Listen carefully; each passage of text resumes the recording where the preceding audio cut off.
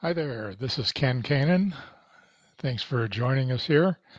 I am an attorney licensed in Arizona and California, and I'm just doing this real quick presentation because I've been reviewing a lot of trusts lately, and I'm seeing a lot of mistakes that people make in their trusts, or they don't follow up on it. So I'm just going to hit a couple of these um, errors that are made that can be very costly later on down the road. So let's take a look at a couple of things. Basically, there's six common mistakes that are made when either setting up the trust and your estate plan that either destroy their value or can just really cause all sorts of problems, litigation, and all of those. So let's go through a few of them. The first thing is funding your trust. Basically, a trust is nothing but a pile of papers with your signature at the bottom unless you put something in it. It's kind of like setting up a corporation. You're approved with the IRS and you're with the state, don't have anything in it. You don't operate like a corporation. Therefore, it's a waste. Um, the basic thing you have to do is change ownership of your assets into the trust. How do you do that? Depends on what it is. But the name of the trust, a lot of people have just put it in, their names, or they put it in the name of the trust. Neither of those are correct. You should change ownership to things to, if it's John and Mary Smith, it's John Smith and Mary Smith as co-trustees of the John Smith and Mary Smith Revocable Trust. That's the proper title to hold your assets. Some of the big mistakes that I've seen, omissions, is that people have sold a house, moved into another one, and they don't put the new house into the trust, or sometimes they haven't even put the original house into the trust. I've seen this a number of times here locally on the trust that I've been reviewing. The other thing is they never change their bank accounts into the trust name. I did a trust in California in about 2004, and I recently got phone calls. The wife passed away in 2016, and then the husband passed away in 2017 in 2018, just recently. The problem was they never changed their bank accounts into the trust.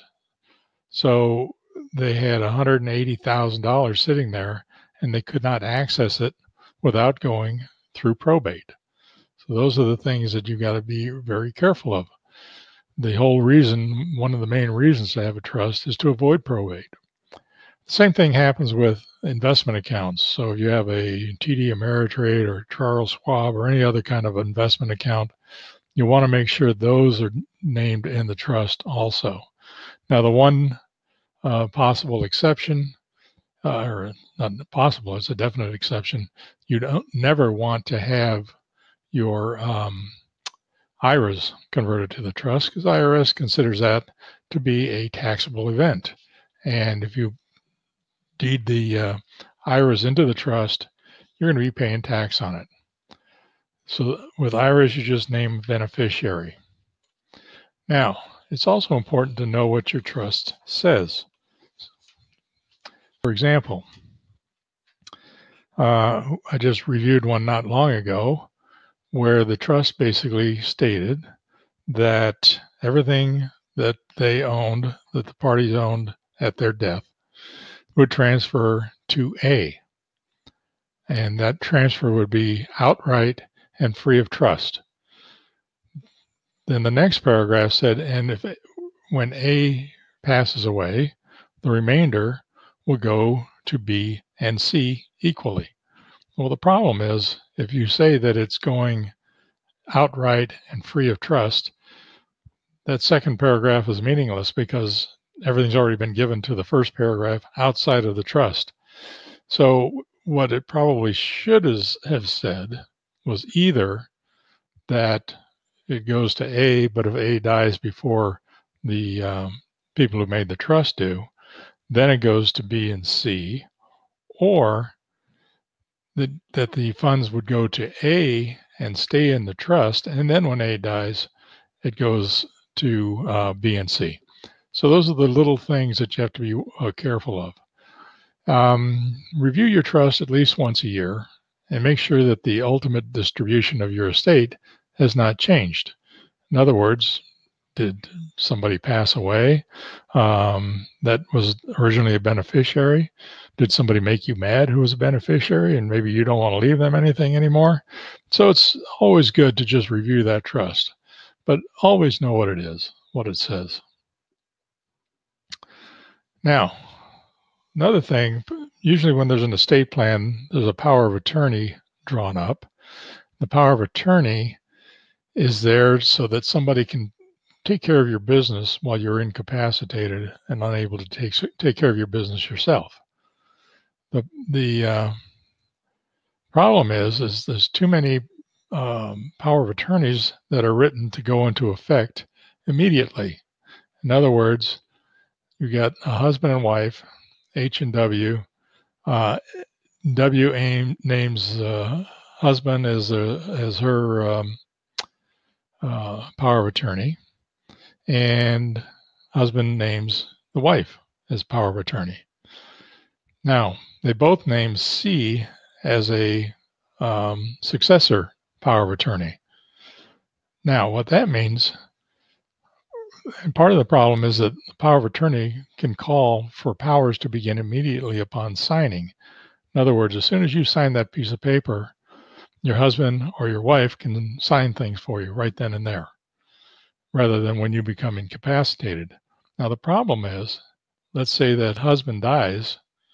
Now, C actually becomes a power of attorney for the wife because he was the next one in line. That means C can now sign things for the wife, even though she may not know about it or approve of it. So I always recommend that you have a power of attorney only go into effect when the person who's giving the power has been deemed to be incapacitated, either mentally or physically, unable to take care of their own business. It's very, very important to take a look at that. Healthcare directives. Most people get a healthcare directive. That's so that somebody can talk to the doctor, get information about you. It's usually a family member, but you want the family member to know exactly what your wishes are. So it's important that you make your directive as clear as possible and discuss with the people you've named as your agent exactly what you would want to have happen in case you're in a medical situation, for example, that you're in a coma and there's no way that you're going to come out of it, or you're terminally ill. This is just something that it just makes sense because it can cause problems later on. Now, make sure that your trust doesn't say one thing and your power of attorney or your will something else.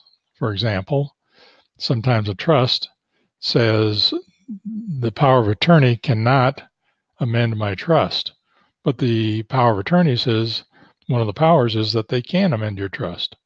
Or you put a clause in the trust that says 50% of your estate is going to go to Sally, but then you put something in your will that says 90% of your estate is going to go to Bob.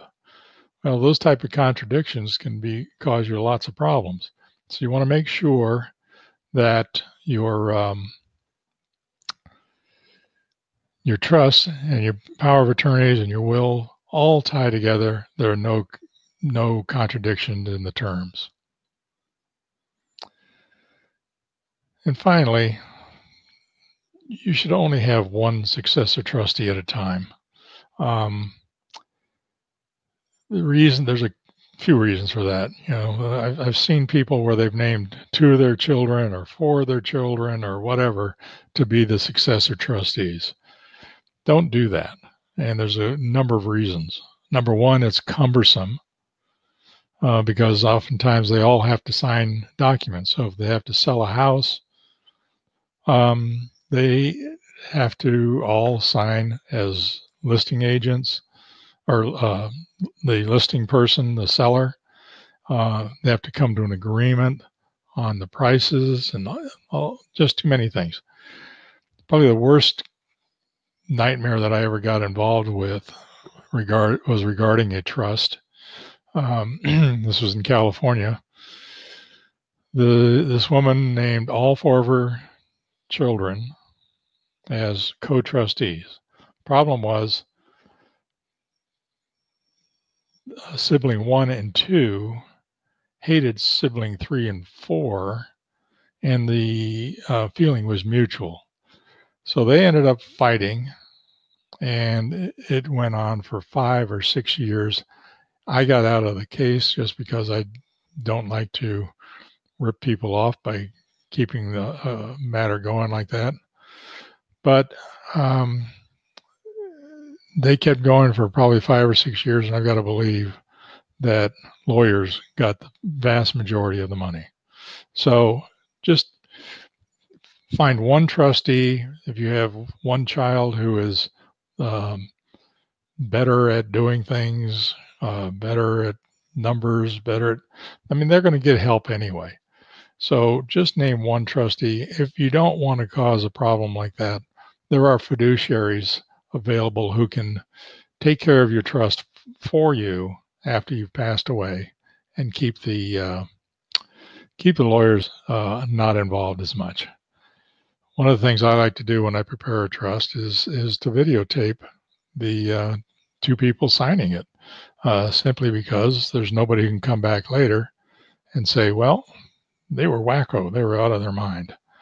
But this is the one, I really consider this an important one successor trustee at a time. Well, I hope that was a little bit helpful to you. I'll be doing more of these on taxes, real estate, investment in the future. So if you want to keep up to date on those, just click down below and subscribe. And I hope to see you again soon. Have a great day. Thanks.